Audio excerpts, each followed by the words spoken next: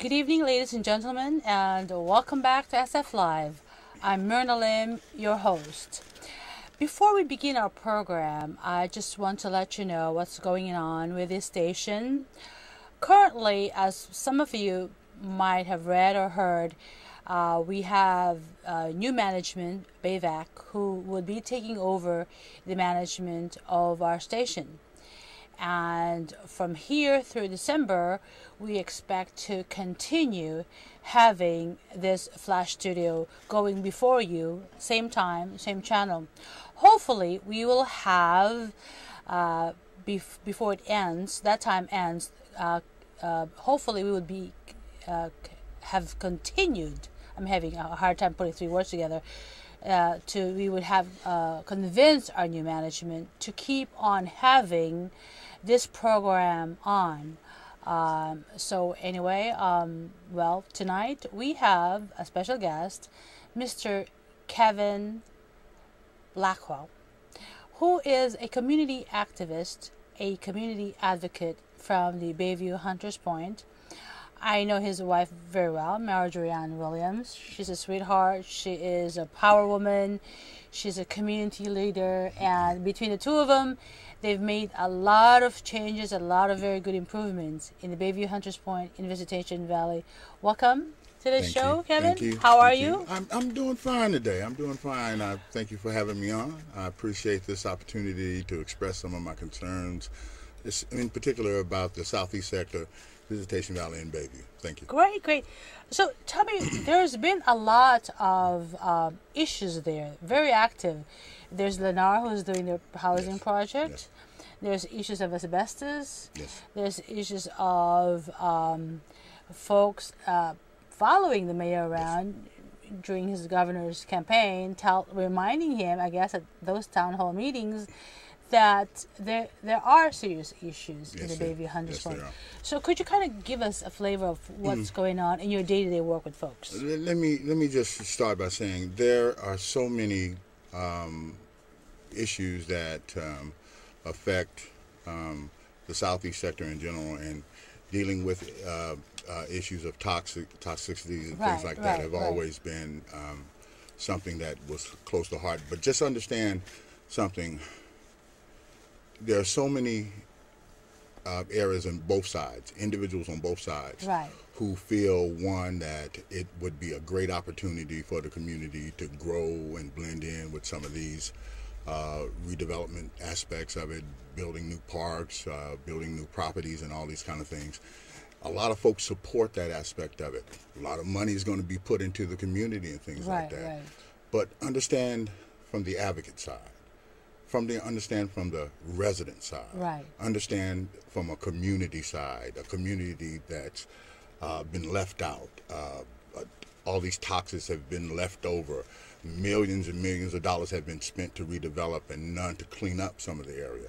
So I understand some of my colleagues and some of the residents out there who are concerned about this. But note, if the opportunity is there, then we need to be allowed to go after some of these opportunities. Don't allow the opportunities themselves to destroy the individuals and the people coming up with breast cancer and all these other. We have to be able to deal with those kind of things openly and honestly. Whether it be shutting some projects down, cutting some of this cash flow that comes in, all these other things. We have to be able to do that. So in essence, I'm just saying that this needs to happen. Okay. So, hey, how you doing? What's going on? Well, guess who the dog brought in? Yes, dog or dragging anybody. Oh, we have here a very, very special guest. Mr. Warren Hinckle himself. Yeah, here. This is Kevin Eubanks. I'm pretending I'm Jay Leno. You talking about Kevin Eubanks, son? I'm Kevin Blackwell. Nice to meet you, man. Nice to meet you too, guy. All right. Yeah, this is Warren. We started talking about the Bayview Hunters Point. Man, I just want to close on this particular thing. Sure. Just understand something. There's going to be a lot of issues and a lot of things brought up about this. concerns from residents both on the side of building new dynamics of the community. Right. And there's also going to be the individuals who are going to be upset with the fact that there hasn't been enough done to deal with the toxic issues in Bayview. But understand one thing, it's going to happen. Things are going to change in this city, and we need to part of the positive change, and that does not mean destroying lives of the people in that community. And I just wanted to say that. Great, that's a good segue. Now, Warren, Amen to that. Although, how you think things are going to change in San Francisco? You got a lot more faith than I do, man. Well, hey, exactly. you know, I do have faith. Let's get the scoop Yeah. from Mr. Hinckle. Mr. Warren Hinckle is a fixture in San Francisco. Politics, society. Toilet fixture? Whatever. It's mostly positive. Very controversial, but hey, you know what? If you're doing something, it's got to be controversial. Yeah. He's not a sheep, that's for sure. He calls it like it is. And he is well known, well liked by a lot. Not too well liked by a few, but that's how life is. Or it could be the other way. Right. So, Warren, tell us what's going on in the city today. I mean, you've covered this whole spectrum for the last 40 years at least? Oh, dear.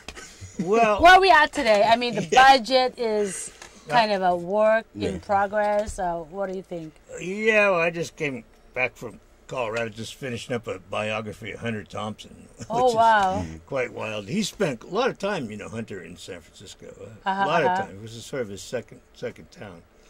And he thought this place was ungovernable. The Wild West, New York, Vietnam, Right. they were easy to handle with. San Francisco was impossible. I understand that. Right. And unfortunately, I don't think that's changed much since that perspective.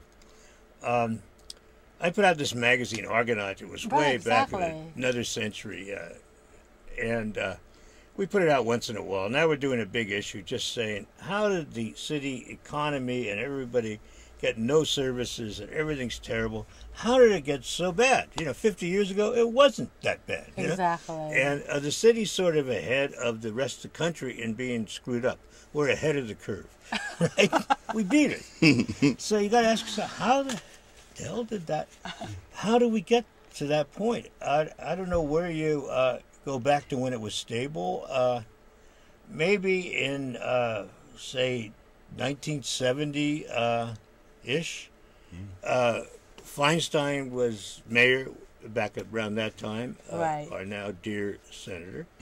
A very spunky woman. She once stumped a drink on my head at the City Officers Club. She didn't like what I wrote. I said, geez, I like this. That's good. I used to work there, guy. Hey. Yeah. Diane. But, there wasn't a housing crisis. Exactly. There was affordable housing.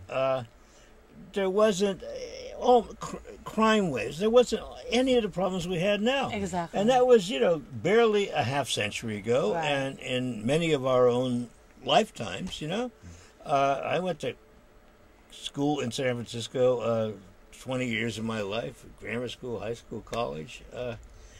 Most of the people I know are, most of them are still ticking and still alive. And most of them still live in this town. And we scratch our heads and say, how do we get to this from where we were when it was, it's not just looking back rosily. Exactly. It's like things changed. What happened? So we started to analyze it. Not any, anybody can really analyze it. It was like, what shifted? And it sort of goes back to the money. It usually does. Right. Yeah, follow the money. And the income of the city, the spendable income, has always been in the area of 60%, sometimes more. From we have the largest. We have the largest budget, right? We have the largest. Yeah, jeez. Yeah, it's the best. We also have comparable to other cities. Except we beat Chicago now. Right. Last I heard, guys were looking at this. You take the population of the city. Right. Let's take people who aren't counted. Give us 800,000. All right. Right. Just take that. You take Chicago, what? 2.5, 3 million. New York, 7, 8 million, 8 million plus now. You take other cities. Anyway, you compare them to the population. Right. The number of